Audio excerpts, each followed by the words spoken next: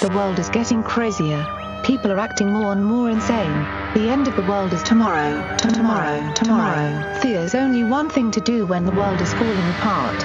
Listen to Basil and Gonz as they discuss this week's news and events through the lens of Bible prophecy. You are listening to Canary Cry News Talk. You're listening to Canary Cry News Talk. Today is August 17th, 2020. This is episode 232. And today, Devils in the Politics. You know me. I'm your best buddy, Basil. And this is Gonz trying not to melt.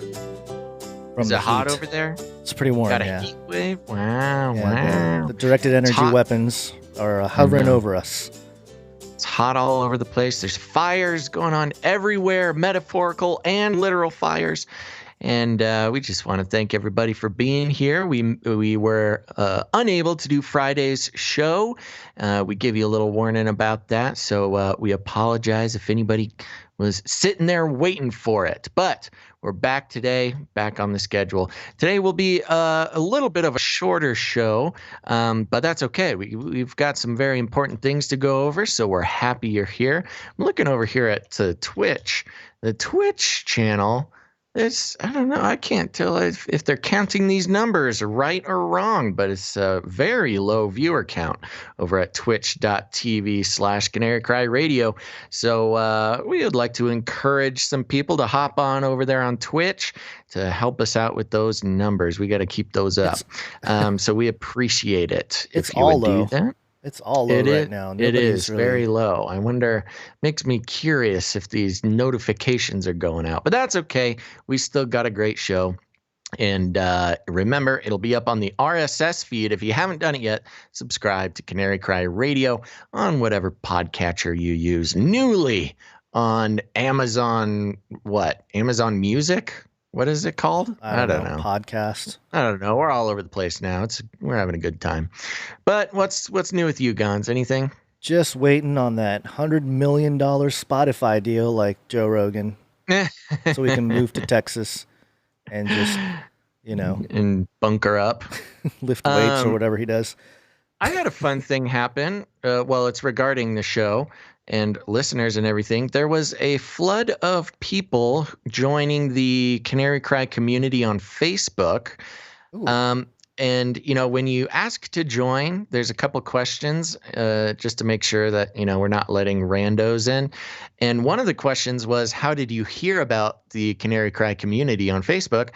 And we had a nice little handful of people say that they heard it from Mike Heiser, Dr. Mike Heiser. Ooh. So he must have mentioned us recently, which is always nice. That's nice, Mike. Appreciate that. Yes. So thank you, Mike, and thank you those who are new to the show because of Mike. I still don't know why he moved. I think he moved to Florida. Mm-hmm. I'm like, why did you go to Florida? What's personal in Florida? Reasons? None of our business. If I had to guess how Mike Heiser would answer that question, he would say, none of our business. He would say, it is what it is. It is what it is. It's all about context. He wants to, he wants to be closer to the Bermuda Triangle to explore his theories.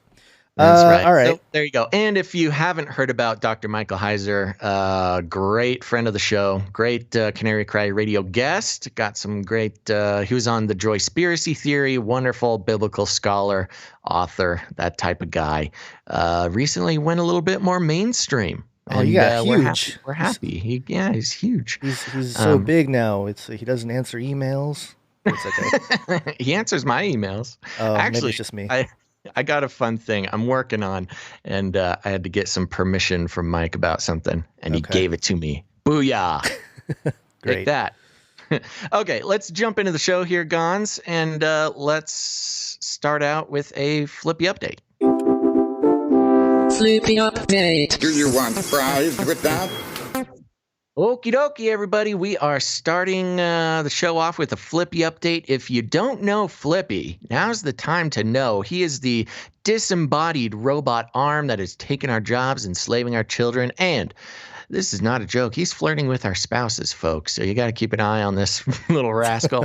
Um, originally started flipping burgers and now is making his way into industries and our lives across the planet, whether it's a globe or a pancake, it doesn't matter. But D from the Facebook, I think he's in the face. Now I'm questioning. No, it wasn't D. It was some other user in the Canary Cry community sent me this, and it was, once you start listening to this show, it's really funny. You are on the list to get advertised for Miso Robotics, the producer of the original Flippy. So people are sending me this all the time. They probably looked up who's talking about Flippy the most, and they found Canary Cry News Talk, and they're like, oh, man, why? Dude, totally. We're at the Canary Cry, the Canary Cry Commandos, Canarians are the prime target for Miso Robotics advertising. They're probably why have they mentioned Flippy 270 times? We're their biggest fans for sure. All right. So Miso Robotics had a sponsored ad going around Facebook, and this is how it reads. Miso Robotics adds new contact tracing function to mitigate spreading infections in the kitchen. Miso Robotics recently introduced a contact tracing technology update to its CookRight platform, which includes Flippy, the robot arm. The computer vision technology platform that enables restaurants to leverage AI and analytics in the cooking process.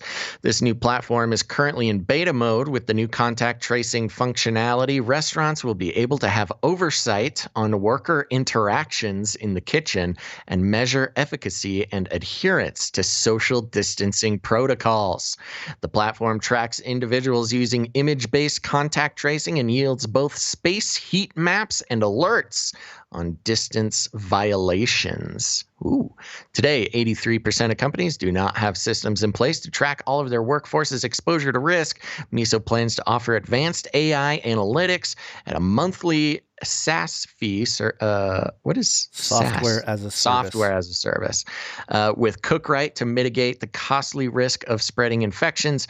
Miso's campaign has surpassed $5.79 million raised, making it the company with the most investments currently on Seed Invest. Click the link below to invest today so you can invest.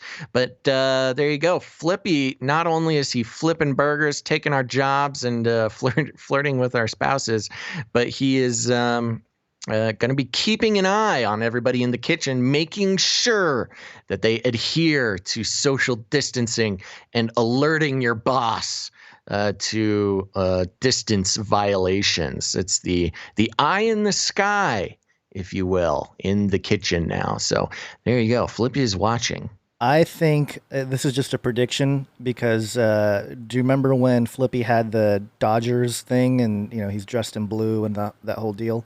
We covered it a long time ago. They're going to do a Flippy first pitch. I'm calling it now. Oh my gosh. Yeah. Very good call. Now. Yeah. Okay. Wow. Just want to throw that out there. Yeah. That'll be great. That'll be the pinnacle of human achievement. So there you go. There's your Flippy update. They're expanding services.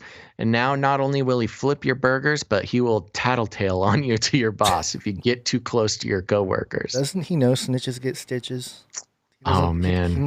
He needs to listen to the show. Snitches get stitches. Dude. Miso Robotics owes us so much money for all this free advertising. They got that $6 million on Seed Invest. They need to start kicking it our way. Seriously. They're getting a lot of free advertising from us. You got any updates since last show here? Yeah, we got a few to run through here. Flippy update. Do you want fries with that? Burn it all. It's been burning, a lot of things burning around here, but USA Today reported Death Valley hits historic record of 130 degrees. Californians endure blackouts amid heat wave. And this was in Palm Springs, California. Parts of Southern California desert experienced record-breaking heat on Sunday, with Death Valley hitting 130 degrees, the hottest temperature the area has recorded since July 1913, according to the National Weather Service. Wow. And weird, 1913, the year the Federal Reserve was created in America. So that's interesting. Some that was weird the year timing. that my great-grandmother was born. Oh, wow. Yeah. Good info. Excellent. Fascinating. Some say the record could be among the hottest ever recorded in the world, while other areas didn't experience that drastic of a scorcher. The whole state is still in the midst of a heat wave, and most of Southern California is under an excessive heat warning through 10 p.m. Thursday. So if everything goes out, I was hit by the rolling blackout. Where are you? Well, I'll just say. Now, what is the reason? Why are there blackouts during a heat wave? Is it because everybody's running their air conditioner? Yeah. And I think they're changing some of the technology, and they didn't do a very good job with managing that, and so there's some issues going on there too. But I haven't experienced a blackout yet. But I'm just putting it out there that if it happens during this broadcast, most likely it's one of it's a rolling blackout that hit where I'm chances are that it probably will. Anytime anything wrong can go wrong, it happens during the show. Yes. So. Yeah. And did you know I was trying to find things that melt at 130 degrees, and I couldn't find a lot because it's hot, but it's not.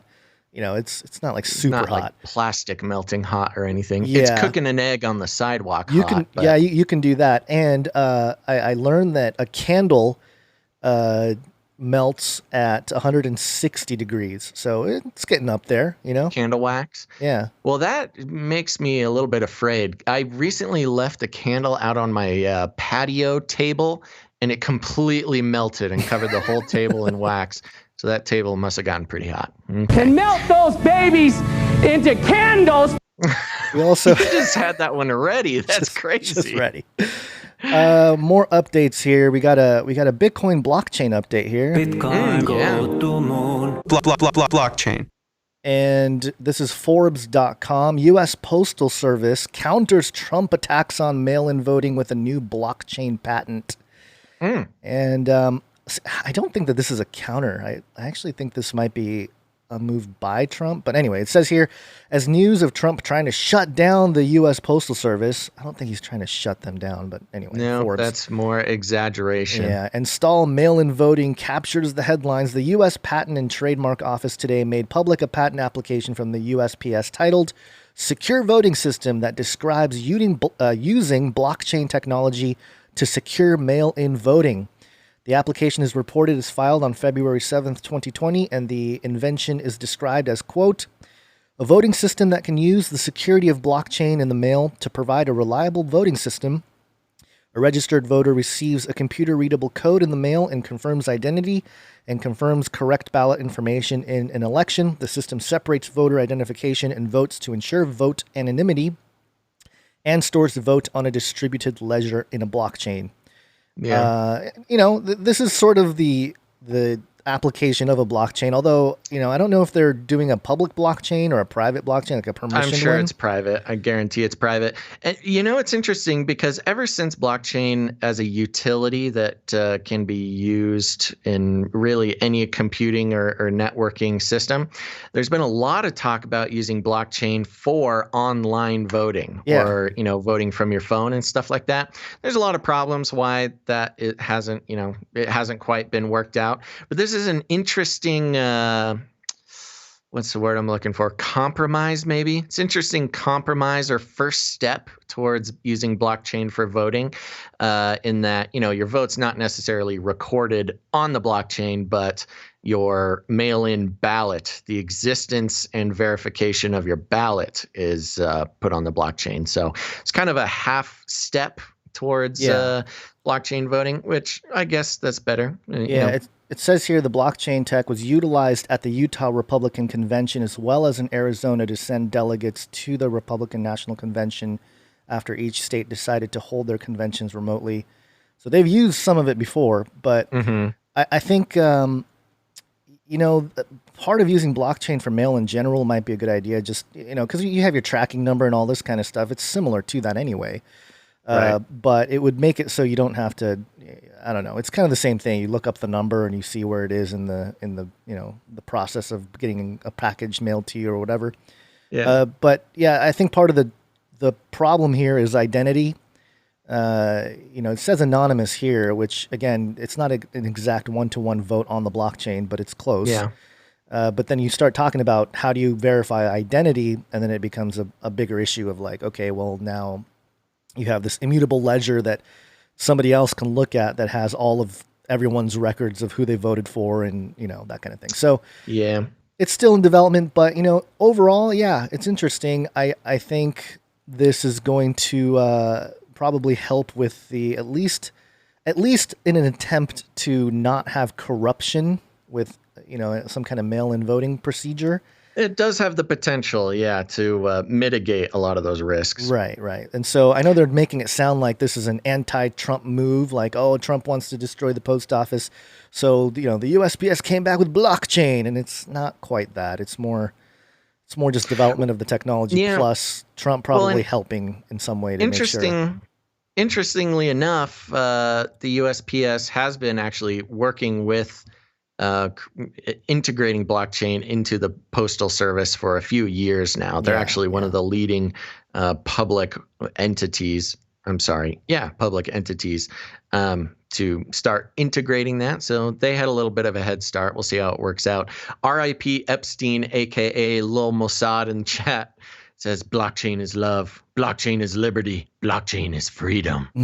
So it's liberty and freedom. We had to make a distinction there. Yeah. But all right, there we go. Yeah, another example of how blockchain as a technology. Now, for those who need reminding, just because something says blockchain does not mean that it's Bitcoin or cryptocurrency. They are not synonymous. So this is the technology that is beneath cryptocurrency being repurposed for other uses. So we'll see. We'll see how it goes. And in fact, Bitcoin's breakthrough wasn't even the use of blockchain technology. It existed prior to Bitcoin. IBM has papers describing blockchain. I don't think it was called blockchain at the time, but IBM has had papers on blockchain since the early 80s. Right. Yep. So there you go. And then we got anything else on that other than Bitcoin at $12,312, according to my Bitcoin go to moon, baby. Go to moon.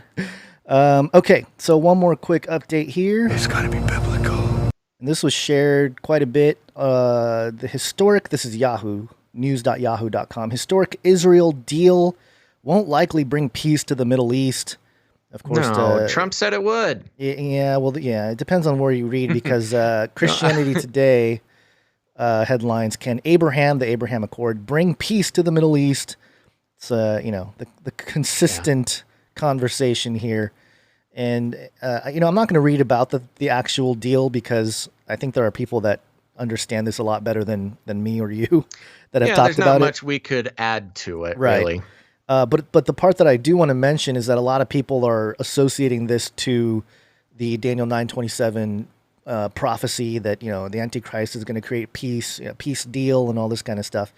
And my point was that the Daniel 9:27 prophecy doesn't really relate to a peace deal. It's more of a confirming the covenant, confirming the Mosaic covenant that restarts animal sacrifices and stuff like that. And others have suggested that they've interpreted it as Jesus himself coming to end sacrifices and things like that. So there's different interpretations of that, and I know that there's a particular eschatological crowd within Christian circles, largely pre-trib, dispensational. They are very much part of looking for a peace deal type of situation with Israel, and so it's going to be brought up. But I always try to make it be careful about just saying realistic. Just not saying there it is. Sensational about it, right? And I've been guilty of that before, but just in this particular case, I don't think it's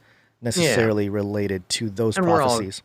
It's all right, Guns. We're all growing. Well, and one interesting thing about the Abraham Accords, the Trump negotiated deal in the Middle East there, was when you look at the better reporting and the more official reporting and indeed the actual language that was put out, it doesn't necessarily I mean, it says peace a couple times, and some people are claiming it as peace, but the more specific term that they're using is normalized relations, a normalized relationship.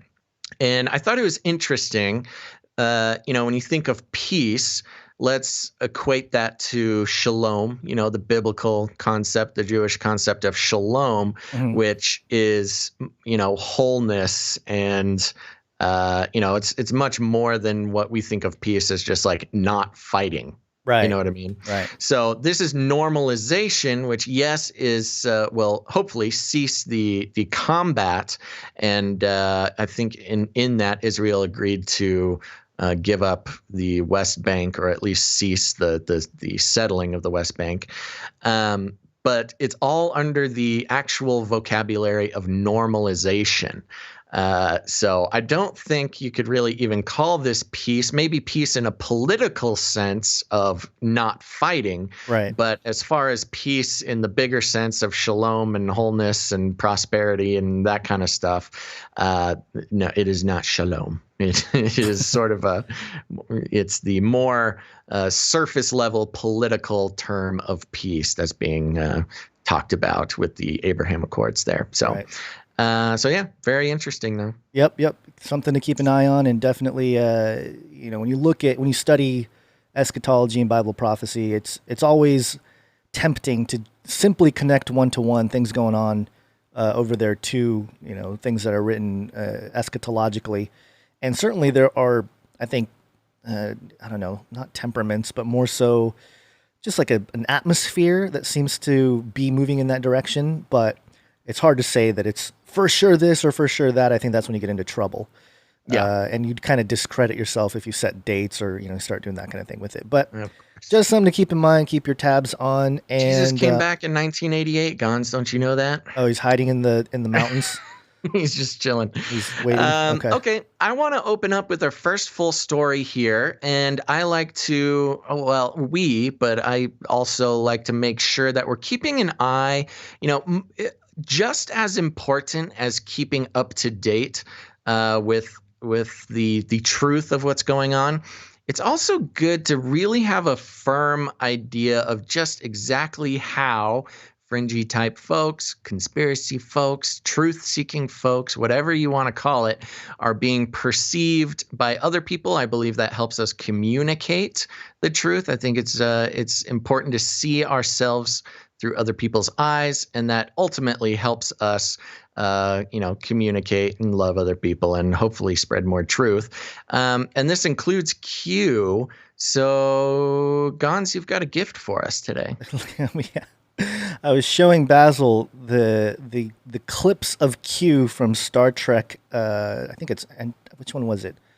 I don't remember which one it was. Maybe I was going to say Starship or Star Trek Enterprise, but that's not it. Whatever the one with Captain Picard, somebody in the chat will know.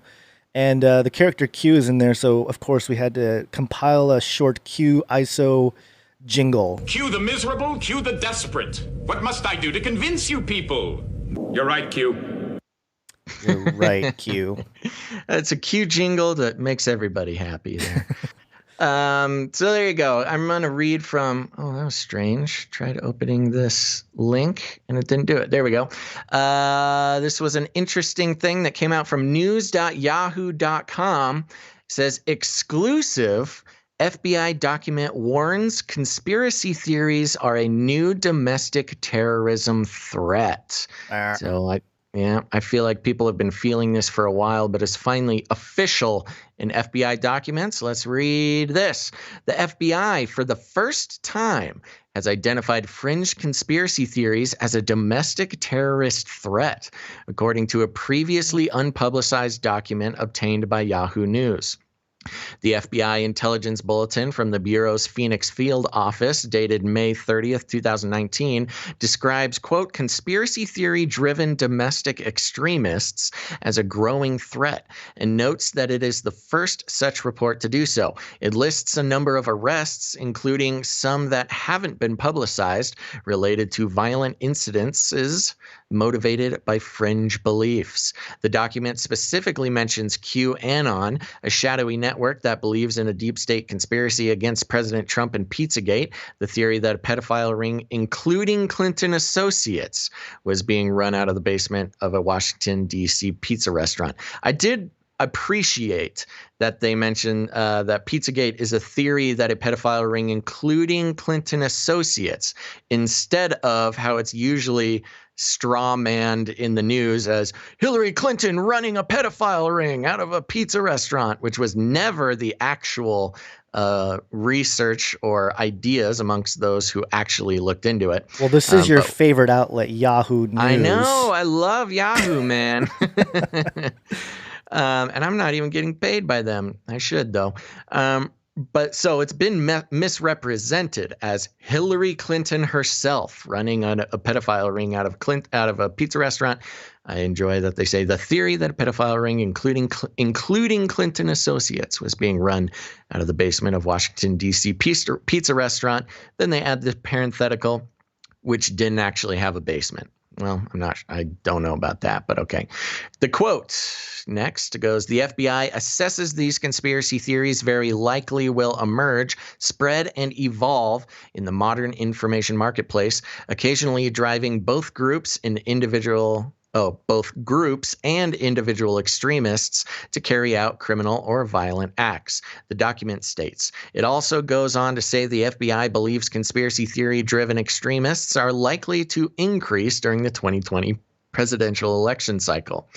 The FBI said another factor driving the intensity of this threat is the, quote, uncovering of real conspiracies or cover-ups involving illegal, harmful, or unconstitutional activities by government officials or leading political figures. The FBI does not specify which political leaders or which cover-ups it was referring to. And again, Yahoo smashing it with this, because I read a couple other articles and nobody mentioned this.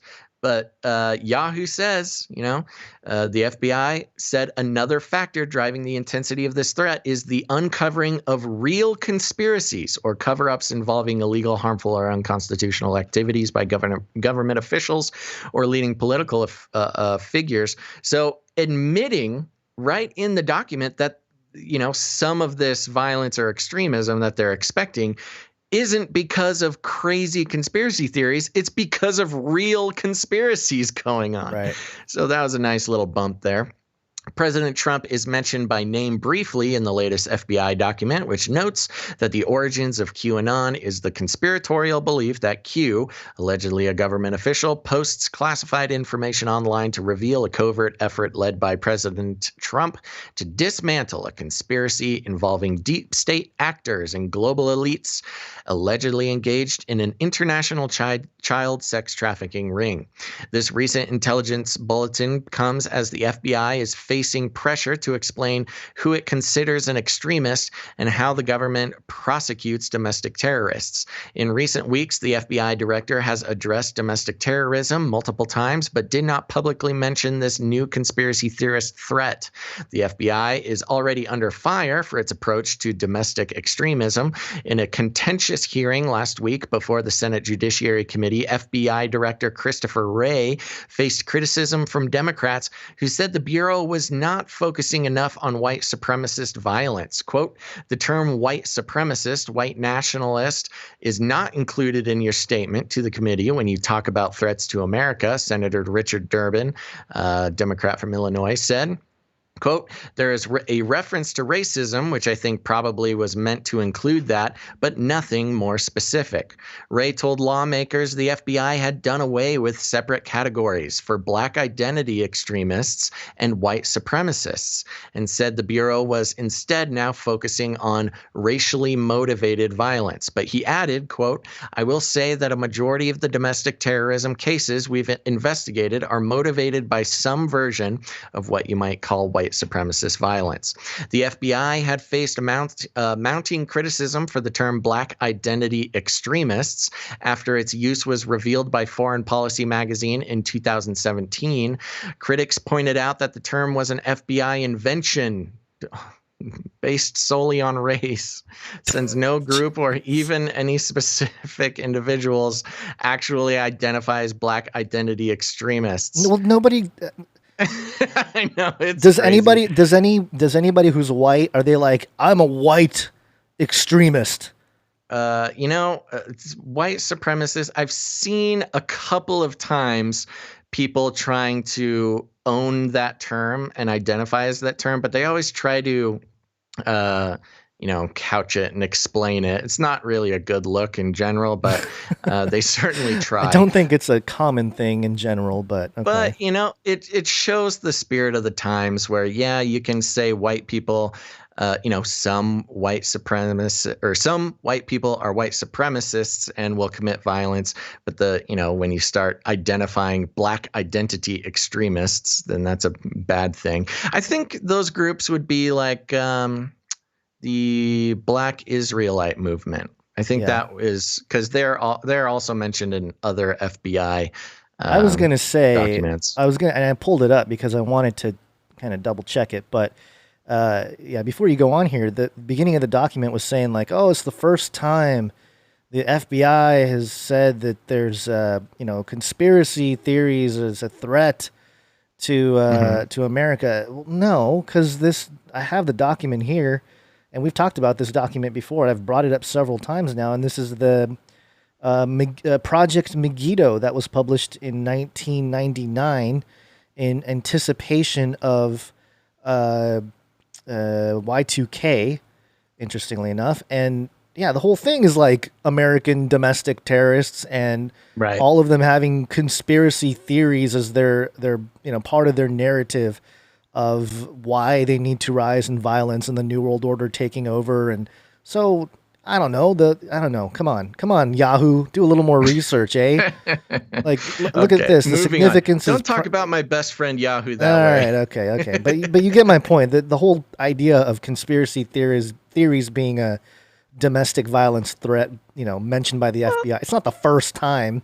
Well, it's that's okay. All right. I don't know. All right. I'm nitpicking. I don't know. Go maybe ahead. they're based specifically on, actual terms being used in documents. I don't know. There's some subtlety in the way you could explain that, but let's continue. In May, Michael C. McGarity, the FBI's assistant director of the counterterrorism division, told Congress the Bureau now classifies domestic terrorism threats into four main categories: racially motivated violent extremism, anti-government, anti-authority extremism, animal rights and environmental extremism, and abortion extremism, a term the Bureau uses to classify both pro-choice and anti-abortion extremists.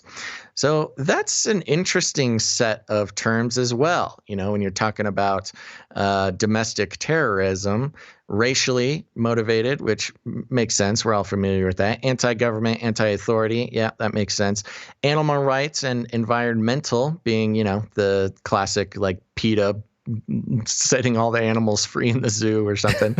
And then abortion extremism, which was very interesting, that it's that big of an issue that it's actually a category for the FBI, which includes pro-choice and anti-abortion extremists. I thought that was a fascinating piece of information to have. The new focus on conspiracy theorists appears to fall under the broader category of anti-government extremism. This is the first FBI product examining the threat from conspiracy theory-driven domestic extremism and provides a baseline for future intelligence products, the document states. So, yeah, I'll give Yahoo a break. It's not them saying this. It's the document that's actually saying this. So FBI is lying. Yes. Oh, no. What a revelation that is. Big surprise. Yeah. The new category is different in that it focuses not on racial motivations, but on violence based specifically on beliefs that, in the words of the FBI document, Gons, quote, attempt to explain events or circumstances as the result of a group of actors working in secret to benefit themselves at the expense of others. That's a pretty benign statement, and are usually at odds with official or prevailing explanation of events. Now, this is interesting because that's such a simple, description. It's very it's weird that is considered a terrorism threat, if they're usually at odds with official or prevailing explanation of events. So if they disagree with the official story, they are in this category of potential terrorist, which is, there's a lot of talk about fascism, and I don't want to throw that word around willy-nilly, but when you consider somebody who doesn't agree with the official story a terrorist, that's pretty much the definition of fascism. The FBI acknowledges conspiracy theory-driven violence is not new, but says it's gotten worse with the advances in technology combined with an increasingly partisan political landscape in the lead-up to the 2020 presidential election. Quote, the advent of the internet and the social media has enabled promoters of conspiracy theories to produce and share greater volumes of material via online platforms that larger audiences of consumers can quickly and easily access, the document says.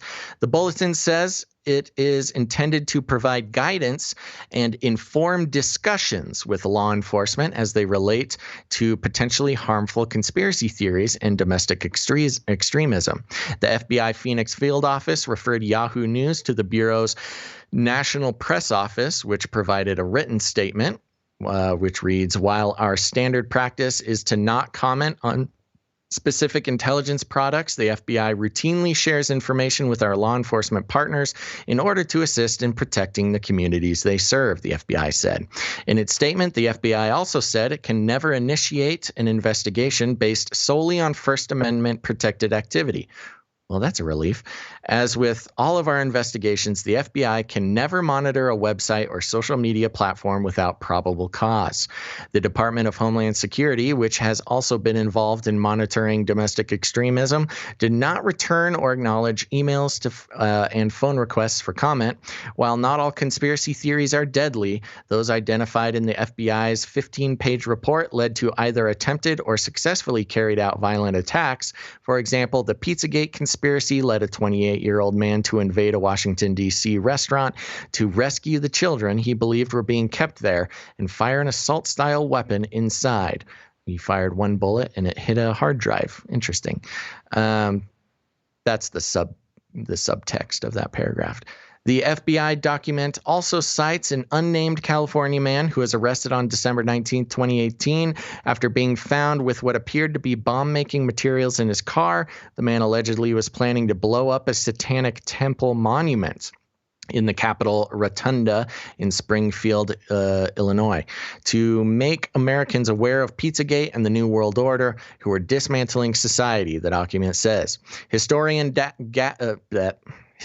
David Garrow, the author of a Pulitzer Prize-winning biography of Martin Luther King Jr., who has worked extensively with FBI archives, raised doubts to Yahoo News about the memo. He says the FBI's default assumption is that violence is motivated by ideological beliefs rather than mental illness. Quote, the guy who shot up the pizza place in D.C., do we think of him as a right-wing activist or insane? Garrow asked. Garrow was similarly critical of the FBI's use of the term black identity extremists and related attempts to ascribe incidences like the 2016 shooting of 6 police officers in Baton Rouge, Louisiana, to black radicalism. He said the shooter, Gavin Long, had a history of mental health problems. Quote, the Bureau's presumption the mindset is to see ideological motives where most of the rest of us see individual nuttiness, he said. Identifying conspiracy theories as a threat could be a political lightning rod, since President Trump has been accused of promulgating some of them, with the frequent references to a deep state and his praise in 2015 for Alex Jones, who runs the conspiracy site InfoWars. While the FBI Intelligence Bulletin does not mention Jones or InfoWars by name, it does mention some of the conspiracy theories frequently associated with the far-right radio host, in particular the concept of the New World Order. Jones claimed the Sandy Hook elementary school shooting, in which 26 children were killed, was a hoax, a false flag operation intended as a pretext for the government to seize or outlaw firearms. The families of a number of victims have sued Jones for defamation, saying his conspiracy mongering contributed to death threats and online abuse they have received. While Trump has never endorsed Sandy Hook denialism, he has almost he is almost up until the 2016 election the most high-profile promoter of the birther conspiracy created by Hillary Clinton that claimed former President Barack Obama was not born in the United States. He later dropped his claim and deflected criticism by pointing the finger at Hillary Clinton. He said her campaign had given birth to the conspiracy and Trump finished it. There's no evidence that Clinton started the birther conspiracy. Well, I got a couple of video links that they could check out. Of her saying it? Well, the article goes on and talks about HARP, mentions some JFK. ISIS and JFK, ISIS, Al-Qaeda. They kind of run through a number of conspiracy theories, which, this is, again, I'm kind of stoked Yahoo's doing this because if nothing else, people click on it thinking, oh, yeah, let's hate on conspiracy theorists for a second. And then they learn about a whole bunch of conspiracy theories. Yeah. That, of course, they will go down the rabbit hole later if they've got a thinking cell in their brain. And so I'll jump to the end here. While Trump may not be supportive of labeling a group like QAnon, which sees him as a hero, as extremist, he's in favor of broadening the number of organizations that are labeled as violent extremists, at least on the left. On Saturday, President Trump tweeted that Antifa, a far-left movement opposed to what it considers fascism, should be labeled a terrorist organization. Schneider, the former Homeland Security official, agrees that conspiracy theories may in fact inspire violence and be a threat, but questions what the government is going to do about it. He notes that the Department of Homeland Security, quote, nearly all, if not all, the intelligence analysts focusing on domestic extremist groups were eliminated under the Trump administration. There is no one there doing this, he said. And that is the end. So there you go, Gons. It's official. Conspiracy theorists are dangerous, and I think this is a great time to mention to our listeners, as well as all the FBI agents listening, we do not condone violence or anything like that, or melting babies, or anything of that nature. Yeah, and it's fascinating to see how some of the criticisms here, the one criticism from that author that pointed out the hastiness of a group like the FBI to label a lot of these things as motivated ideologically instead of some kind of mental health issue. I think that was a great thing to put in there. That's very accurate. Every time you see these types of individual actors and stuff like that, a lot of times they do have a history of mental illness, and in that regard, usually they're on lithium or something like that. Or they just have problems or schizophrenia even. So in that regard, it's almost like abuse, that the FBI would go after these guys, and a lot of times they do a kind of bait entrapment type of situation where they bring in undercover guys to sort of stoke the flame of whatever ideology and get them to try to do something. For example, the kid who tried to blow up the Oklahoma City bridge or bank. I can't remember exactly what it was. I've talked about it on the channel before. He wouldn't even have gotten the idea if it wasn't for the FBI agents suggesting it. Yeah. And they have him on tape saying things like, "Oh yeah, I totally blow up the building or whatever. The banks need to go down." But it was instigated by this infiltrator. And the mom came out saying, "There's no way he would be able to build a bomb if it wasn't for these people." They equipped him. They gave him the car. And just before he was about to do it or whatever, he pressed the button. They went in there and arrested him. And look, the FBI is taking down domestic terrorism, your tax money at work. So it's really troubling when you look at it that way, and you start realizing that. Even with this document here, the whole Y2K, prior to the Y2K, why these particular groups mentioned by the FBI, the Christian identity, white supremacy, militias, black Hebrew Israelites, apocalyptic cults, why they're all in tune with this threat of the New World Order rising and how they're going to violently disrupt this plan. Right. And it's kind of like, I don't know that many people are, even like the Alex Joneses, he was never, I mean, I'm not trying to defend him, but I don't think he was ever like, hey, rise up and take over the government before the New World Order takes over. I will push back. He did literally explicitly say that once. Well, I know he said, he's go get your guns. Well, go get your guns. I know he was, Second Amendment guy and guns and all this, but most of the time, I'm not gonna defend him. He's a special case. Alex Jones is a special case. He will go on rants, and I get it. He'll say some things that are pretty provocative. Yeah, I get that. But for the most part, he's not trying to actually, deliberately take over with some kind of militia or anything like that. Although that's what, the other side of the aisle will say it was inspired by characters like Alex Jones, and I say characters pretty explicitly there. Yeah. So this is all of it is to create a type of identity threat that everybody that has the same ideologies can be sort of grouped together as. So if you believe in Pizzagate, the facts or not, you're part of this one giant group of people who believe in crazy conspiracy theory Pizzagate, and that's kind of what we've seen and thought ever since all this stuff came out. Oh yeah, in the last 4 years. It's a dangerous thing to question official stories of things, but it's interesting too. And this guy talking about the mental illness makes a great point. Being, some, including perhaps the FBI and other organizations, are quick to point out that people who carry out acts of violence are conspiracy theorists, and put the fact that they had some sort of mental illness off to the side. But that's its own type of conspiracy thinking. Like, no, it couldn't have just been a crazy guy. There has to be, a group of disinformation online that are equipping and radicalizing white people to carry out violence. That's its own conspiracy theory, when in reality, the truth might just be that the guy's a little nutso. Yeah. So there you go. I mean, it's the pot calling the kettle black type of situation. It really is just misinformation, disinformation, and creating, trying to create order out of chaos for sure. The order coming from on high, and you can't question the FBI or you're a terrorist. Now, just to keep things moving, I think we understand that. We had a big Qanon conversation last episode, and it was fun watching the chat go nuts on both sides of that conversation.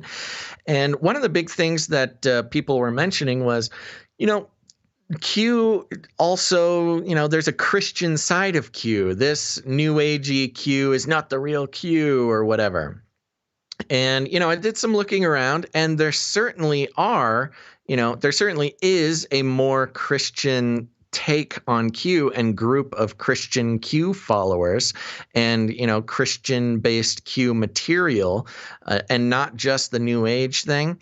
And, after doing some looking, I gotta say, if you were going to create a character and you wanted to get the information out from this character to as many people as possible, to have the broadest effect, what would you do? You would make the Christian Q. You would make the New Ager Q. You would have you would give, much like anything online, you make different versions of the same product. We'll call Q a product for the sake of this conversation.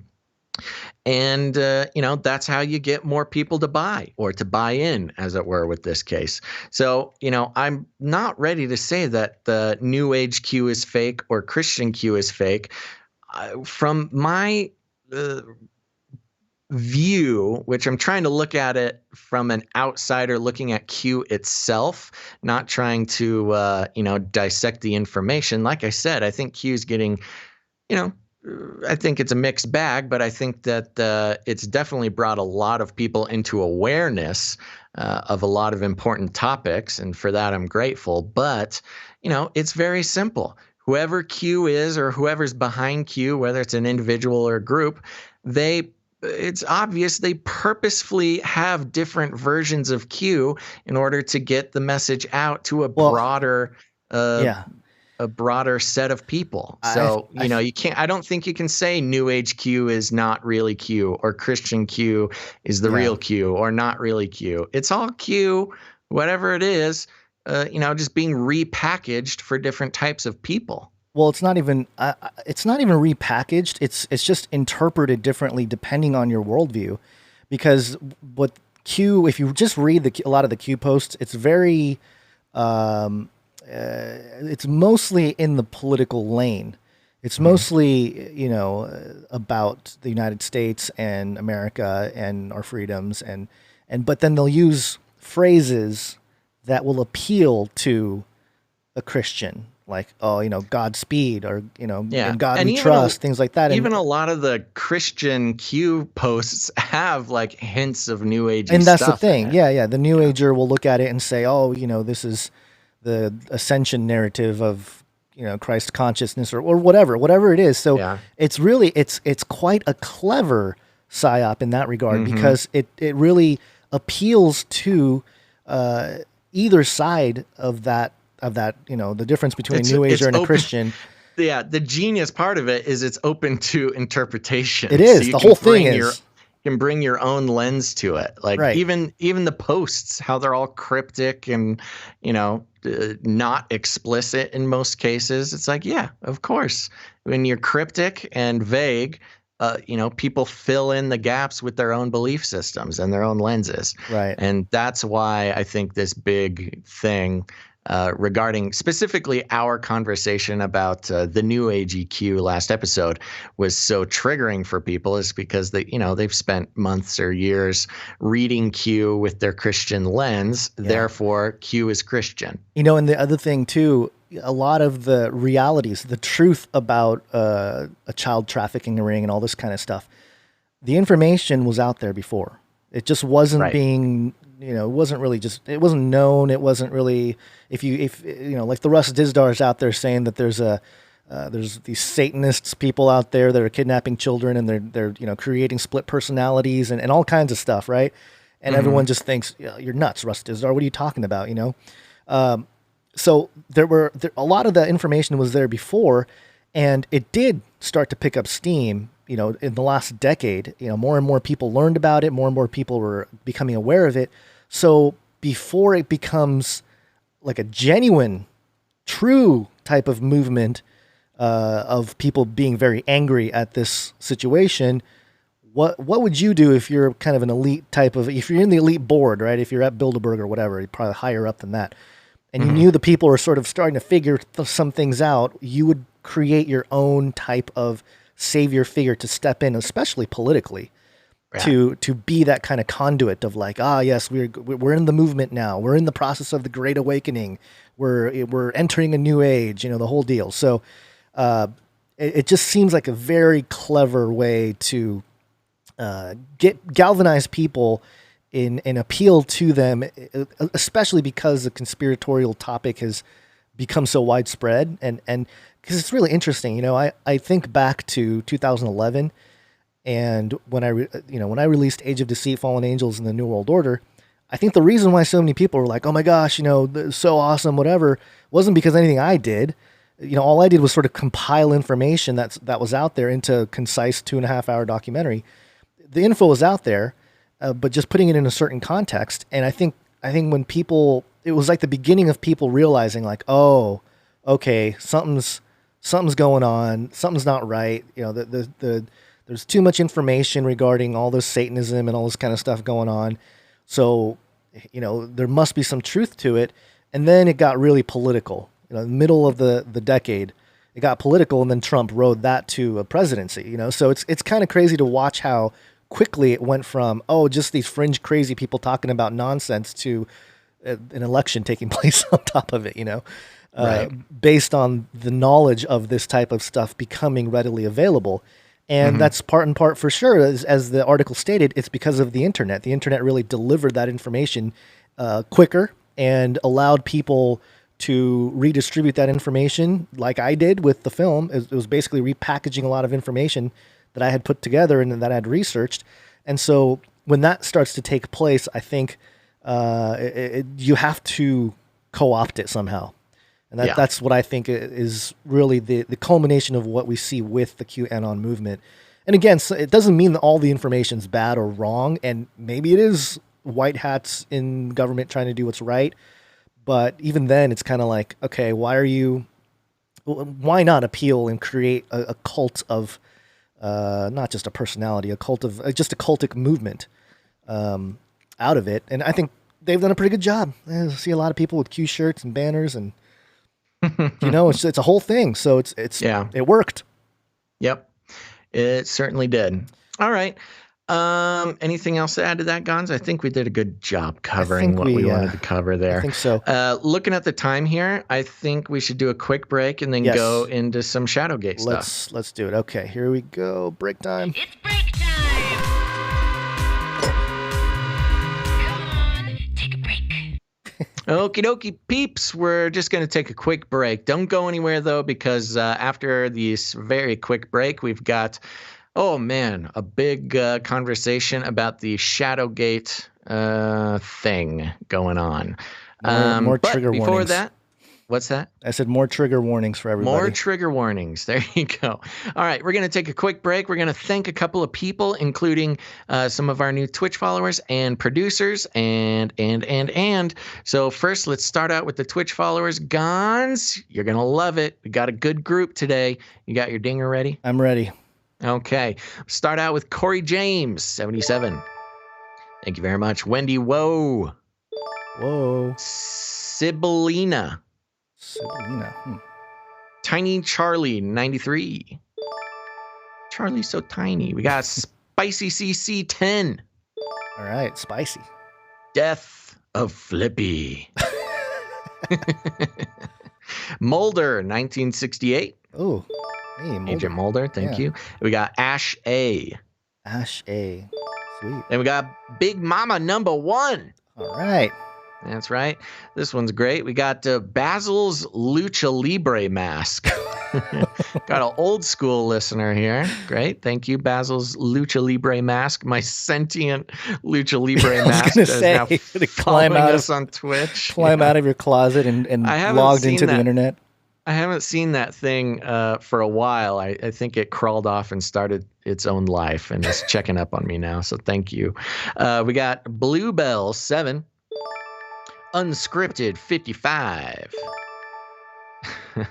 Gosh.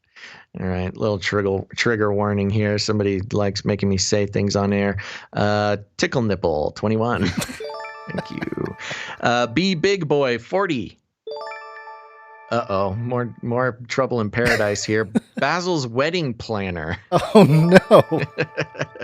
This is getting out of hand. And then Hero, spelt all funny, Heeroue.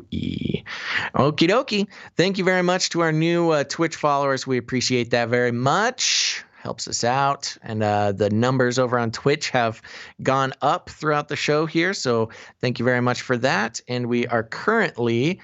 oh, man, my virtual reality hand, it floats once in a while where I can't control it. We are sitting at number 12 right now on the Twitch category list of talk shows and podcasts. So, okay, we could do a little better. But if you want to help us out with that, head to twitch.tv/Canary Cry Radio. Gons, if you want to pop that link in the chat, let's try to get a few more people to hop over to the Twitch, join the crowd. Now, also, we want to thank some producers, because here's the thing, folks. We work on the value for value model, which means we do not fund the podcast with advertising. A lot of people do that. You know what? You got to pay the bills somehow. But we came to the conclusion long ago that advertising was one of the biggest problems with the internet in a lot of ways, for a few reasons. A, advertising is the whole reason for tracking on the internet and data collection and the crimes against our privacy. It is all motivated by advertising. And also, when a creator, a content creator, as the technical internet term, when you rely on advertising, a few things happen. First of all, you start to consider your audience as a commodity to be collected and grown, and then you turn around and sell it to an advertising company for your own personal gain. And that just doesn't seem right to us, to consider you listeners as a commodity for us to, grow like some crop or something so we can turn around and sell it. It just didn't seem right. Didn't sit well with our souls. But also, it's when you rely on advertising dollars, you're worried about being brand safe. You don't say things. You don't talk about things. You talk about other things that don't really matter. It's a whole mess. It starts messing with your content, and we just didn't want that either.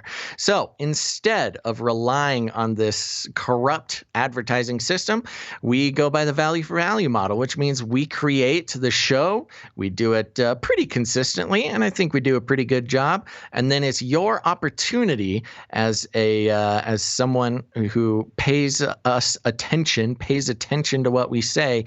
It's your opportunity to put some value back into the show to keep it going. And I consider it sort of a rebellious act in today's weird advertising world. It's like a rebellion against the global theology of advertising to not consider yourself a commodity or a crop to be sold, on these advertising marketplaces. And so there you go. I think of it as a very cool rebellion against this corrupt system of the world. And if you want to participate in that, you can become a producer, because this is the real world, baby. You're not just a donator.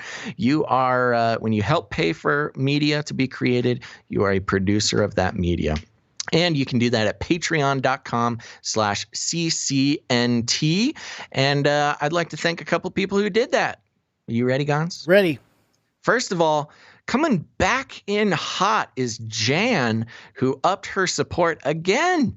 Jan, coming in hot. Thank you very much, Jan. Thank you, Jan. And we also got Deb, who increased their monthly support as well. And that's very good. Thank you very much. It's been almost a week since our last show. So, it's hard enough to get new people to join and support. It's even harder to get people to increase their support. So Jan and Deb, round of applause for you. Thank you very much. For increasing your support. Very important.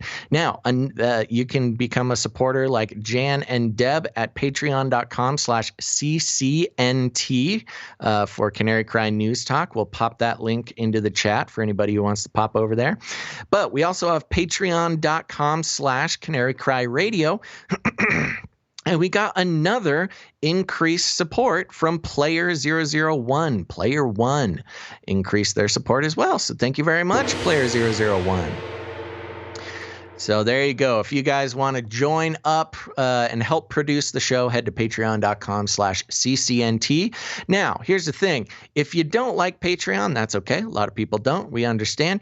You can also support us over at canarycryradio.com/support. canarycryradio.com/support.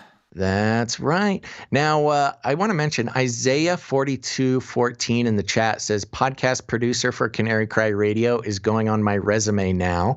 Yes. Fantastic idea. You can do that. If you do that, you can do that. And, if anybody wants to ask, give them our email address at canarycryradio@gmail.com, and we'll vouch for you. If somebody sends us an email asking if you really are a producer, of course, we'll vouch for you because you are a producer. You can put that on your resume. All right, Gons, PayPal. We've got PayPal options over there at canarycryradio.com/support. You can do monthly donations or one-time donations if commitment's not your thing, as well as cryptocurrency. Gons, who's coming on the PayPal?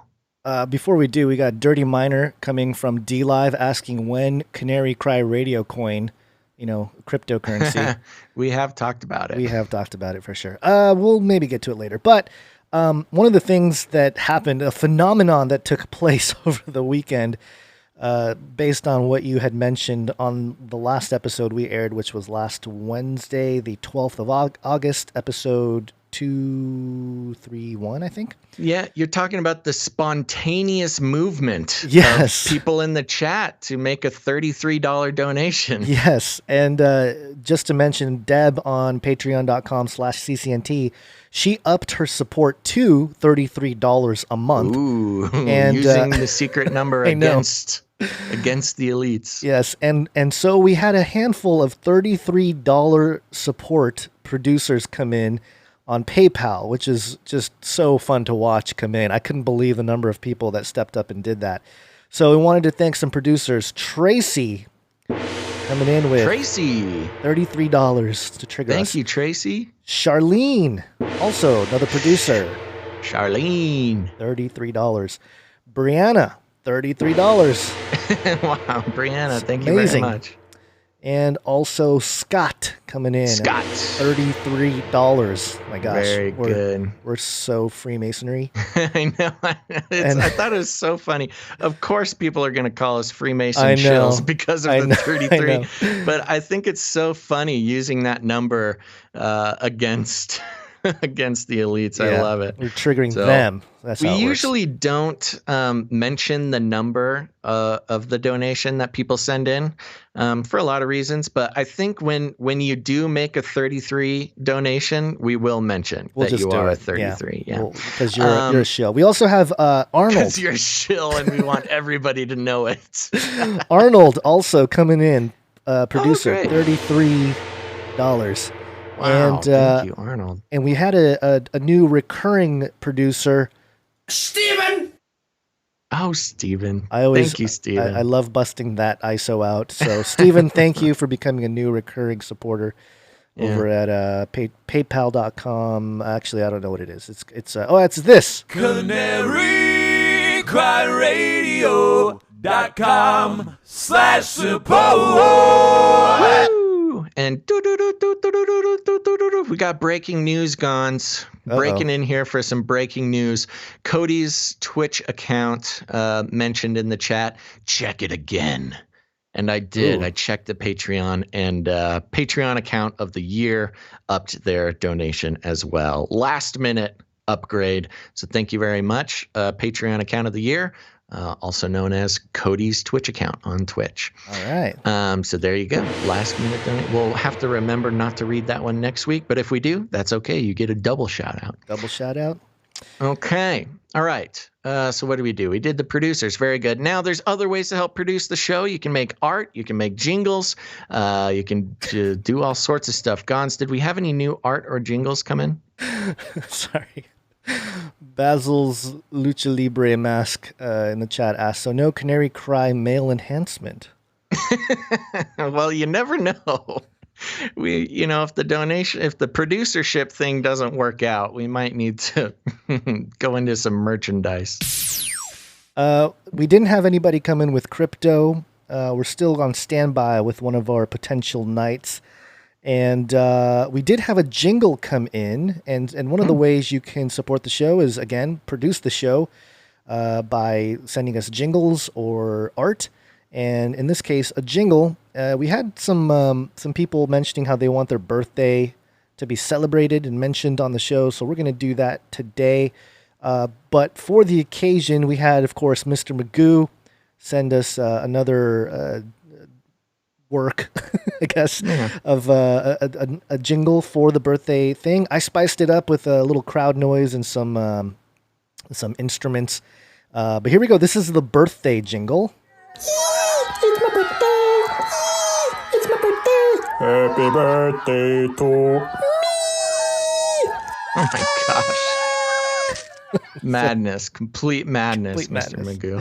So thank you for that, Mr. Magoo. And I don't think we had any new art. I don't think. I should have checked again. But one art, please. You can always use more art on the show. Yes. There we go. Yes, that's a request now, not a statement. And we mentioned, I sort of off the cuff mentioned last episode that, if you're a producer and it's your birthday, let us know and we'll give you a shout out. And it was kind of, I meant it specifically for producers, and I'm not sure if this person is a producer or not. We'd have to check. And I was a little worried right after I said it that, we're going to be taking up too much time on the show if this birthday thing gets out of hand. But it's not getting out of hand yet. And it is a very special person's birthday, Gons. And it was actually on Friday, the show we missed. I know. So we could have actually done it on the actual show, on the day, rather. But we didn't. So we'll do it here. And we want to give a big old birthday thank you to Stephanie. Hey, happy birthday, Stephanie. Happy birthday, Stephanie, from yours truly. Happy birthday to Stephanie. Stephanie. Okay, jeez. It's aggressive. Oh, you know what? We had some art just come in on the email account. We'll do that next week. We'll so thank you to that artist. Okay. What else we got? We want to get back into the show here? We should get back to the show. Let's get back to the show. Get done at a reasonable time. Okay, back to the show, which means we need to wake up. Wake up. Yes, it's wake up time. Hey, yo, wake up. Yeah. Wake up. Wake up, sleepyhead. I'm trying to do something here. There we go. Okay. What are we talking about? We are talking about I do have this here. Illuminatus! The Illuminatus. And of course, a little bit of this as well. Well, okay, I'll just hold off on that. All right, so the big story over the weekend, we got several emails with a link posted to the documentary ShadowGate. And the big thing was that Millie Weaver, who's a reporter for InfoWars, was arrested. She live streamed some of the encounter with the officers that came to pick her up. And to kind of get an overview, this is the AmericanThinker.com. And I'll just read this article for anyone who's not aware of what happened.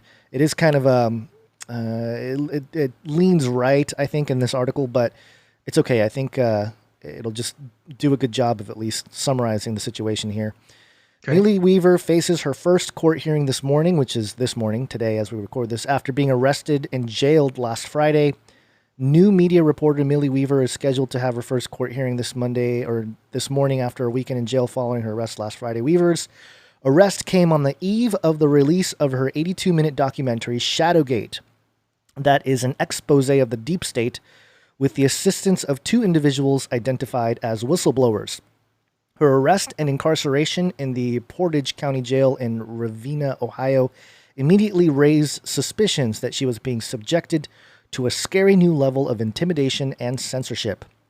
Millennial Millie, as Weaver is known, is a conservative rising star on the new and alternative media landscape, having worked as a reporter and contributor for InfoWars since 2012, and lately on her own as well. She has developed a loyal following, and there is widespread interest in the outcome of the legal case against her.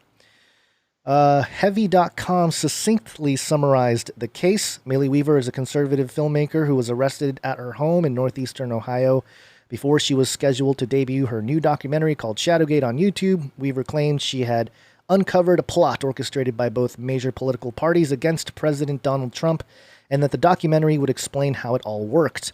The timing of her arrest flamed conspiracy theories online, with critics wondering whether the arrest was related to the ShadowGate documentary. Since my first article about this matter was published at American Thinker on Saturday, substantive new information about the case has emerged.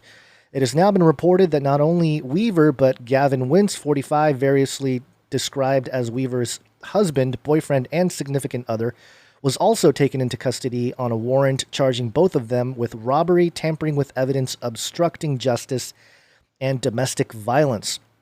The nature of the allegations, most or all of them serious felonies, will presumably be spelled out in an arraignment hearing this morning at 11 a.m. Eastern Time, which already took place as of this recording. I haven't really looked at what came of it, but we'll just continue on here with this article. Quote, where a common pleas court judge will set bond. Weaver's two small children residing in the home with her and Wintz were reportedly turned over to Child Protective Services.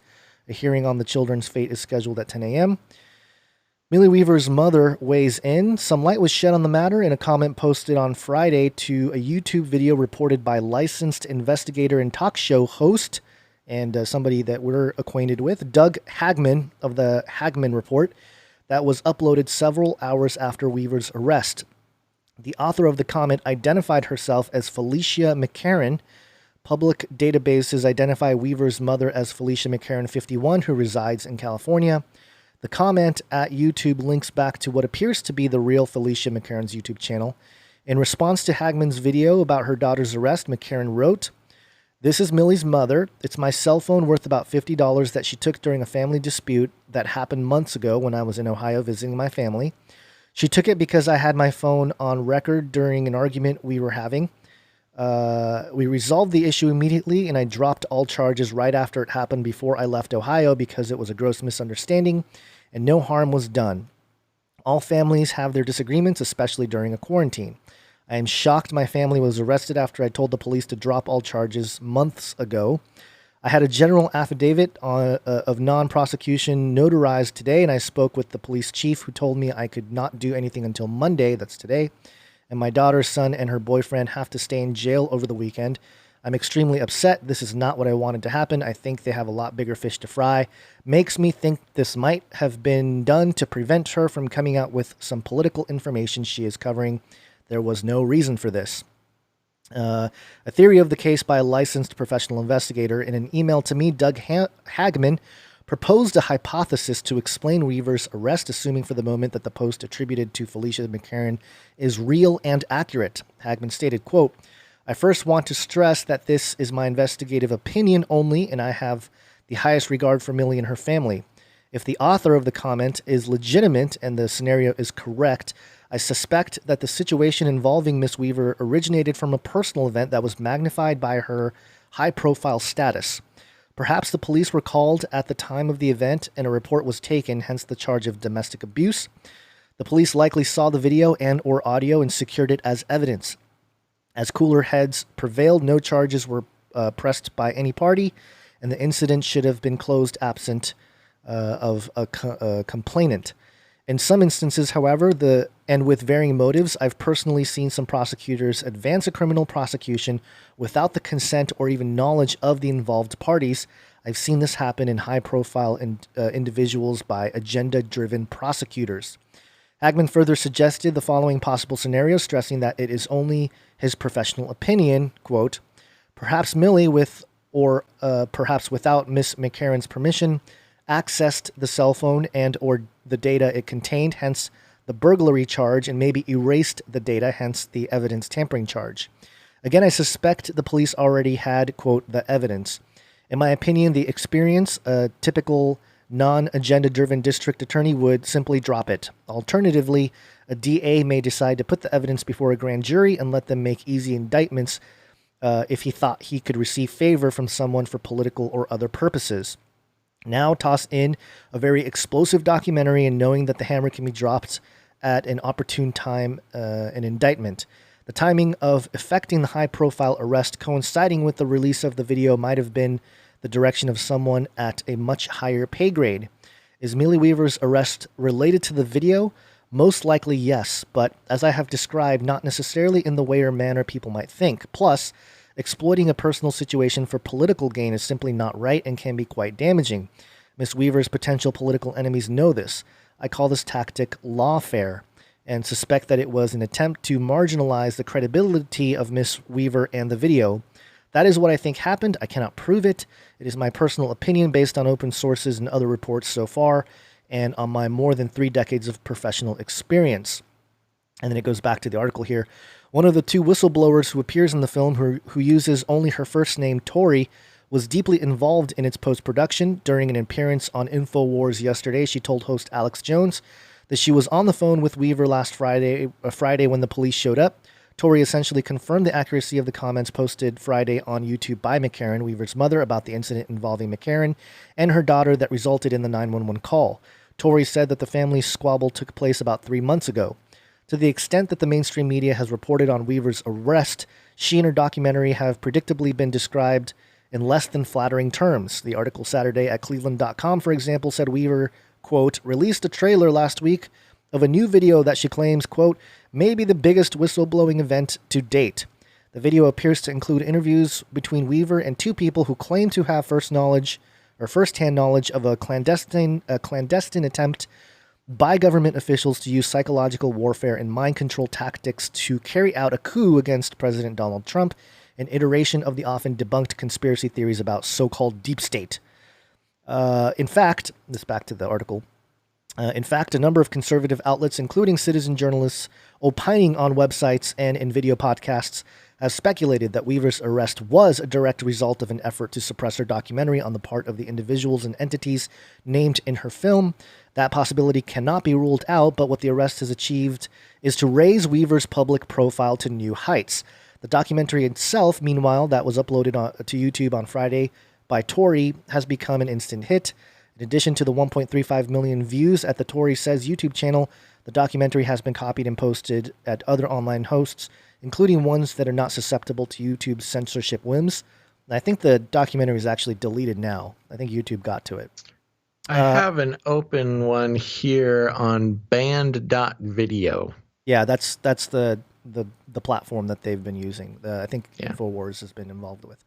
Social media has also embraced Weaver and her documentary. Whistleblower Zach Voorhees, who described himself as a senior software engineer at Google Google until okay, I'm sorry. Let me do that again. Whistleblower Zach Voorhees, who describes himself as, quote, a senior software engineer at YouTube Google until I discovered their AI censorship weapons, end quote, tweeted the film at, I think that's Periscope on Friday. And since Voorhees' tweet, so the tweet says, so Millie Weaver might have been arrested because she was about to release the documentary ShadowGate. So Tori Says, now suspended, released the film anyway. 12K viewers, sorry, Deep State, you can't stop what's coming. Since Voorhees' tweet 3 days ago, Twitter has now suspended Weaver's account. On Sunday, YouTube finally deleted the first upload of the complete ShadowGate film at the Tori Says channel after it had gotten over 1.35 million views. The stated reason was that, quote, this video has been removed for violating YouTube's policy on hate speech. Hating criminals, I guess. A clarification courtesy of Heavy.com. Preliminary reports that the charges against Weaver and Wentz were secret are a result of the fact that in Ohio, a secret indictment simply means the indictment is sealed until after the accused has been arrested. The Portage County Jail where Weaver and Wentz are being held has been the subject of investigations by both media and official bodies for a range of alleged complaints and problems. The Portage County Record-Courier, in an article published January 25th, 2020, quote, FBI looking into Ohio County Jail mentioned a long list of violent abuses reported at the facility. After reading some of the articles about the jail that have been published recently, it is disconcerting to imagine what Weaver and Wentz may be experiencing during their stay there. Later today, the picture of what's going on with Weaver and Wentz will hopefully be clear, assuming they get their day in court. The hearing is scheduled for 11 a.m. Meanwhile, the fate of journalistic critiques of the deep state and the ability of Americans to watch and read these critiques remain in serious doubt. So there you go. That's kind of the big overview of what happened here. Millie Weaver, getting arrested. Yeah, sort of review. She made this documentary or something, a video of some kind, and was about to release it and got arrested the day before it was going to be released. Yeah. Okay. Yeah. So, and I only watched part of the film, and it was okay. It was, some people gave me some timestamps, so that helped a little bit. And some of the tech being used, again, nothing really new that we didn't really know already, with a lot of some of the coup and the cover up of the whole Russiagate situation being a kind of a misdirection, all that kind of stuff. Yeah. And so this isn't really from my take of this, because I actually got not a lot, but I got some heat when before I knew about the mom and everything else. I basically tweeted out that the whole Millie arrest seemed staged. I didn't say it was, but it kind of looked staged to me. And again, it doesn't mean she was in on it. It doesn't even mean that like InfoWars is in on it. It just seemed kind of weird. It was just, I don't know, it was just very strange. And maybe it's the contrarian in me, but I just thought it was very convenient that she would get arrested. And her, again, as this American Thinker article mentioned, it basically put her celebrity at a different level, like Martyrville type of level, Right. and made the movie go viral in that way. And it's this brilliant. I mean, if it's a campaign, it's brilliant. It's the way to do it. You know what I mean? I'm not saying it was, but it just had that feel to me, and it goes along with the thesis that we've had on the show here of suggesting that they release things and then they ban it, and they try to make it seem like there's all this information out there that they don't want you to see, and so it creates more of an interest and convinces people that, hey, maybe something is going on, maybe there is truth here. And certainly I think there is true things mentioned in this documentary. The part that really the thing that, man, it's always been a thing for me. I've always been a little skeptical. This is just me being critical or trying to be watchful and vigilant in my processing of all this type of conspiracy stuff, is believing whistleblowers. Because this documentary is heavily based on a couple whistleblowers. And anytime you have whistleblowers, it's kind of, you just kind of got to take it with a little bit of grain of salt, because you just don't know if those whistleblowers are part of the plot to, misdirect even more, or, just making it seem like there's something there when there's not. And I go back to way back in the day, people that have been on YouTube since like 2006 and 7 would know about, what's the name? Bill Ryan, and there was a show, Carrie Cassidy. They had a really popular YouTube show where they would interview all these whistleblowers, and they would say the craziest things. They'd be like, oh yes, I definitely worked in the underground facilities, and there are aliens walking around, and they're just, ready to come out anytime. And they had all these crazy theories and or alleged whistleblowing going on. And most of it was just, entertainment, really. It wasn't anything factual. It was just a guy talking about certain things that supposedly happened. And Project Camelot, thank you, Free Truth in the chat. Project Camelot. And I remember watching a lot of it and being interested in what people would say, but always taking it with a grain of salt. In this situation, it's more, I think it does have more of a truth ring in terms of what actually took place in our legal system to cover up some things. But there was somebody that mentioned to me, like, why would it be a staged event? Did you see Millie's daughter or son crying? Why would you stage that? Why would you make your son cry? And yeah, I agree. Like, I don't think it was, so here's the thing. If it was like a deep state thing, then it's backfiring big time. Like, they haven't learned their lesson of, like, in America, if you ban something, it's just going to, like, make it more popular. Or this was a little bit more of a sophisticated situation where they knew they had this argument. They had some kind of opportunity. They're just being opportunistic here to create this type of ban truther situation, create a martyr type of situation to make the film go super viral. And especially if you have it, featured, knowing that it's going to be banned on YouTube. Like, the creators of the film must have known that YouTube's going to ban it. Yeah, of course. Everything like this gets banned. Right. So especially if it's going to get a lot of views. Yeah, yeah. And so great way to push, their own platforms like band. What was it? Band. Tube or band.tv. I can't remember what video. It was. Video. It's thank band.video. you. Band.video. Thank you. Yeah. So stuff like that. It's just it's disturbing because you don't want your kids to cry and all this type of thing. But and again, I'm not even blaming Millie for this. Like, I don't think she knew. Like, I don't think she was in on any of this. And maybe it is just some prosecutor out there that's trying to do his part for the deep state and try to take her down. And he's getting a slap on the wrist, like, hey, you can't do that. You got to do it our way or whatever. I don't know. Yeah. But it just, I think part of it is, number one, the reality of the American law and order being disrupted. Yes. 100% yes. So I don't deny that. And the cover-ups were real. I think that all that took place. Was Millie and InfoWars in on this arrest? I don't know. I really don't know. But maybe it's someone higher up using the opportunity to create the situation. And it goes into a conversation. And if you look at the episode art here, which I will put up if you're watching on video here, and the chat kind of covers up part of it here. But on one side, I have the Israel nation state of Israel flag, which really is supposed to represent the Zionist movement, which was the kind of the backbone of nation state Israel. And on the right side, I have China. And actually, I probably should have had that the other way, left and right. Anyway, China, the Chinese flag, the Chinese Communist Party, the CCP. And in between them, they're shaking hands. And this has to do with the Belt and Road Project, which I'll mention in a moment here.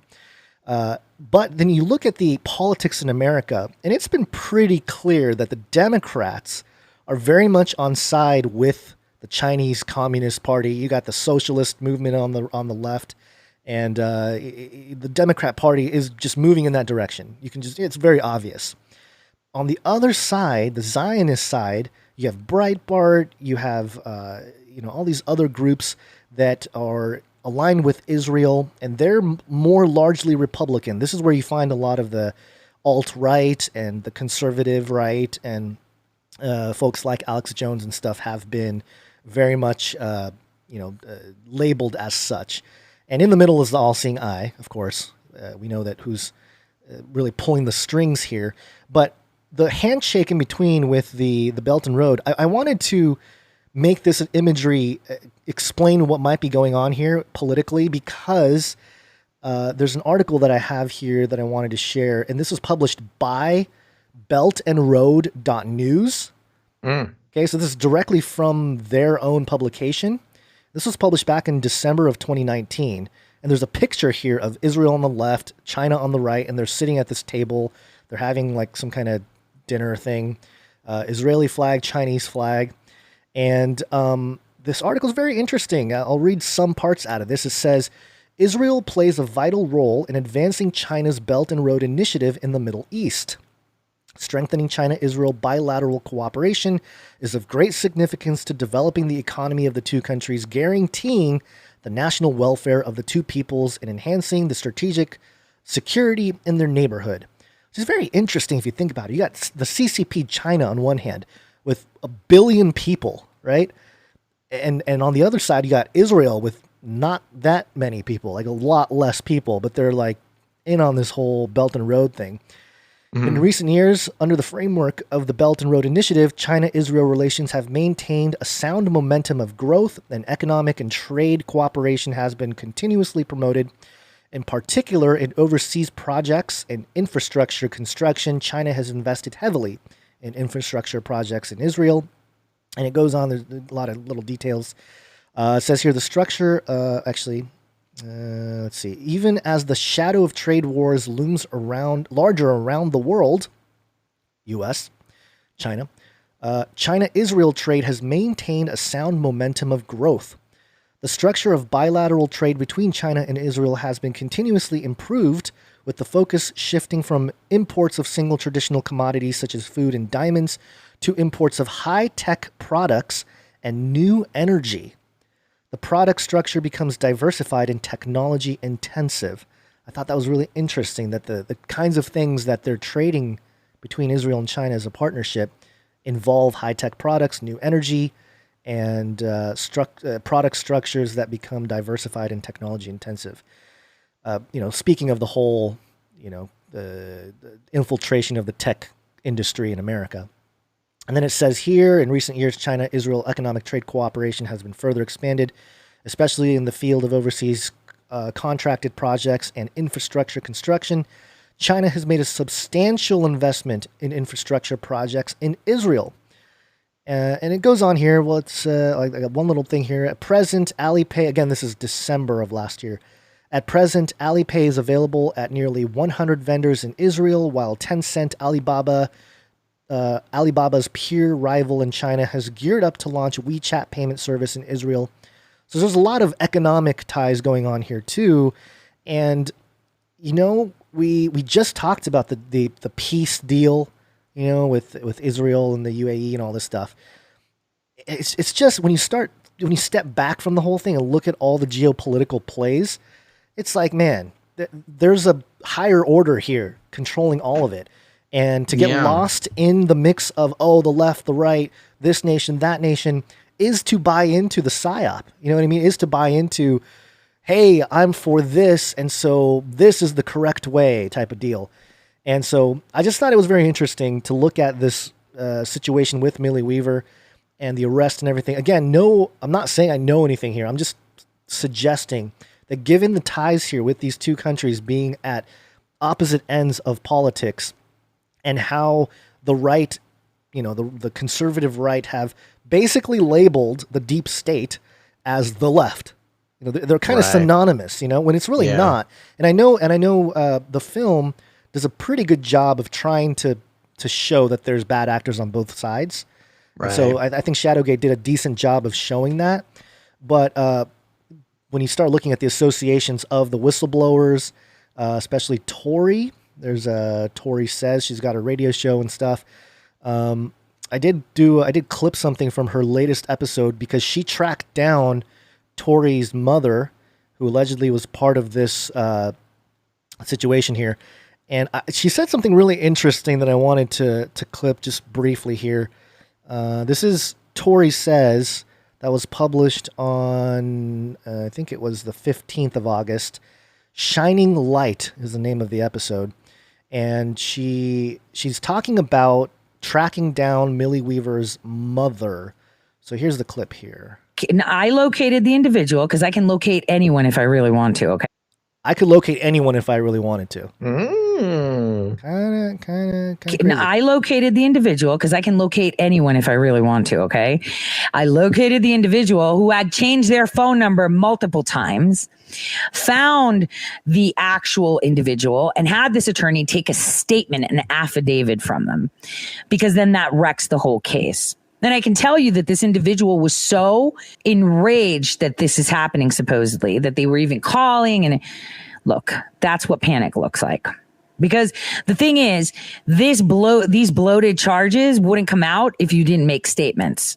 So that's all going to come through. And you know what sucks is that the spotlight will be large because it's Millie Weaver. The spotlight will be large and they will want to use that against her.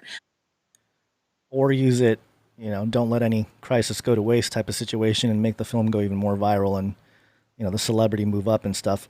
Again, right. It's something that I've been looking at here a lot, and I know it's a thesis of the show that, number one, the truth of the spiritual war, that we wrestle not against flesh and blood, but then looking at all the moving parts of this whole New World Order thing, and the elite actors, and it's very fascinating when you look at the kind of relationships certain nations have, and it's almost like the United States is like this proxy battleground, where these other nations and these other factions, so to speak, are here and sort of using the two political sides as puppets against each other. And the American citizens are kind of caught in the middle, picking sides and, really creating that divide and conquer situation and, order out of chaos. All those things comes into play here. So, that's all I had here. That's kind of a long rant. Yeah, but. No, that's a great breakdown. Yeah, I didn't get the chance to look into a lot of that stuff. So thank you for bringing it to the show. And I think when it comes to there's a lot of stuff getting tied in with the Middle East and China. And, again, just because you mentioned it quick, I know it wasn't the main point of the whole thing, but the Abraham Accords between Israel and UAE, it does sort of reek of, a important cooperation for the furthering of the Belt and Road Initiative, and the transfer of wealth between Israel and China. And, America just seems to either be staying out of the way or actively trying to help it happen. And a lot of people in chat were mentioning Silk Road as a a reference to the Belt and Road Initiative, and you can look it up. A very interesting thing with the Belt and Road Initiative about it's an actual infrastructure project. Yeah. It's not some sort of amorphous trade agreement. It's an actual infrastructure project where land and ports and all sorts of things need to be acquired or devoted towards railways and ports and things like that. But there also needs to be peace in those regions, because infrastructure at war is useless for trade, whereas infrastructure in peace is the most profitable way to go about that. So that connection was a very good one. Yeah, well, there you go. I don't know. Maybe I'll have to take a peek at this shadow. What is it called? ShadowGate. ShadowGate. Is that the name of the film? Yeah. Yeah, it is. Wow. There you go. Okay. Like the video game. I think there was a game called ShadowGate. Yeah, I don't know. I haven't heard of it. Well, there you go. Okay, well, thank you very much, Gonzo. Looks like we're running out of time here, so that might have to be it for today's show. What do you say? Yeah. We had some COVID stuff. We'll try to tackle some of that. Some crazy stories coming up for the next episode. We've got some really crazy stories waiting for Wednesday's show, so make sure to tune in on Wednesday. Again, right here, twitch.tv/Canary Cry Radio, as well as the YouTube channels and Facebook all over the place. You know where to find us. So make sure to be ready for Wednesday's show. We'll be going live sometime between noon and, I usually say between noon and 5. We're trying to get them done earlier. So we'll go live somewhere between noon and 2 or so. So make sure to be ready for that and tune in on Wednesday. Any last words before we get this train stopping in on the station? The train. I don't even know what that means. Just land the plane is the usual one, but I got trains on the brain. Is that because of the CAG train? Speaking of which, you got to show the Trump. Okay. That's what will go in. That's why I have trains on the brain. Show the Trump train video. I will. Give me a second to pull it up. Okay, Trump tweeted this really fun 3D CGI video, the Trump train. If you're listening on the podcast, you can just Google it. The video has been put everywhere, but it's just fun. It's just talking about trains going into the station. It's a 1-minute clip. This was tweeted by our president, Donald J. Trump, on August 12th of 2020. Okay, let me I'll just play it with the audio here. And it's got 13 million views. But oh my gosh. I think Trump is the master troll of all master trolls when it comes to presidents. But here it is. Yeah. It's a big CAG red giant train. Trump, Pence, keep America great, rolling through town. And there it goes. Here comes Biden. I got hairy legs that turn blonde in the sun. Biden is on one of those push carts. And rub my leg down so it was straight, and then watch the hair come back up again. Carts where you got to pump that lever. So I learned about roaches. I learned about kids jumping on my lap. And I've loved kids jumping on my lap.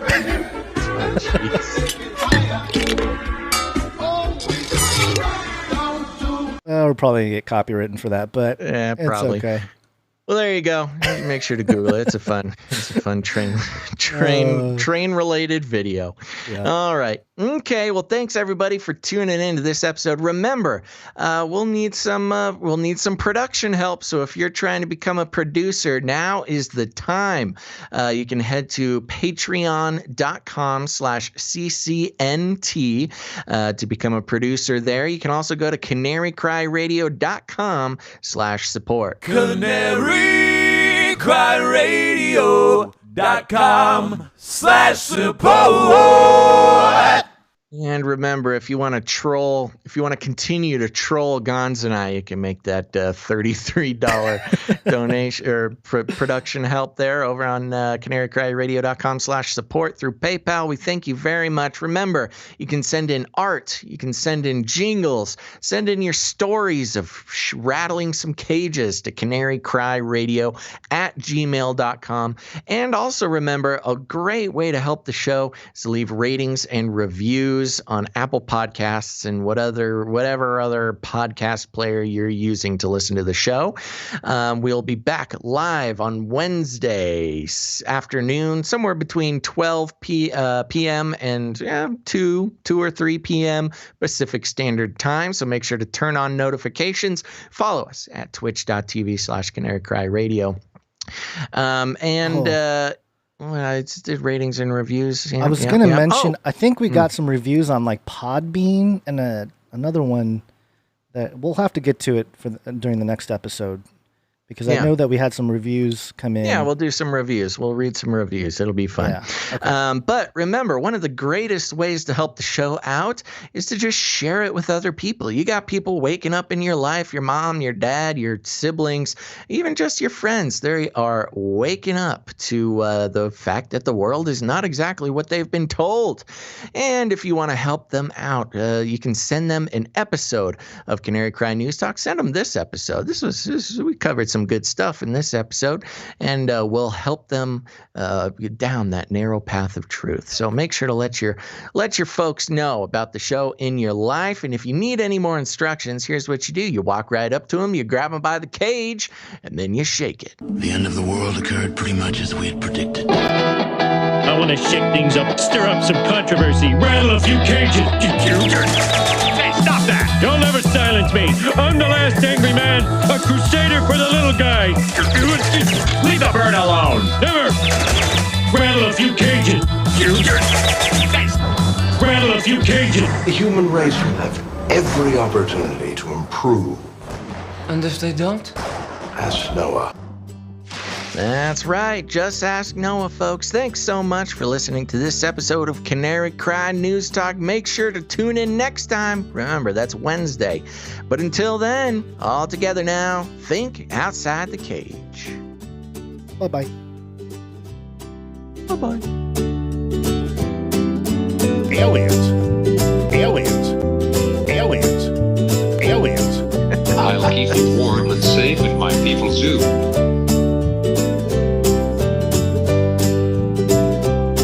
I tried to tell you.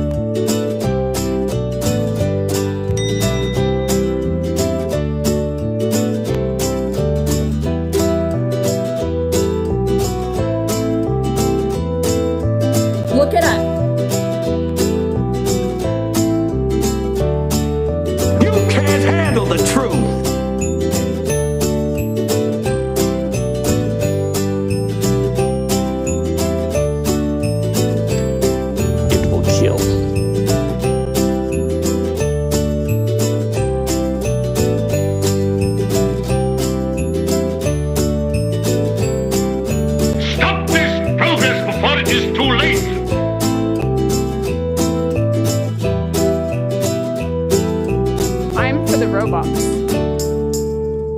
Remember, reality is an illusion. The universe is a hologram. Buy gold. Buy!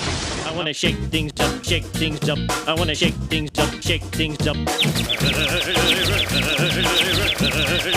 the bird alone. I want to stir up some controversy. I want to rattle a few cages. I want to rattle a few cages. I'm the last angry man. You'll never silence me. I'm the last angry man. I'm the last angry man. You'll never silence me. I'm the last angry man. A crusader for the little guy. Little guy. Little guy. Well, we'll see about that. Whatever, Illuminati. In the future, humans will be confined in a people's zoo. People, I'll keep you safe and warm. In my people's zoo. I'll keep you safe and warm now. In my people's zoo. You, yeah, you. In my people's zoo. I'll keep the cameras on.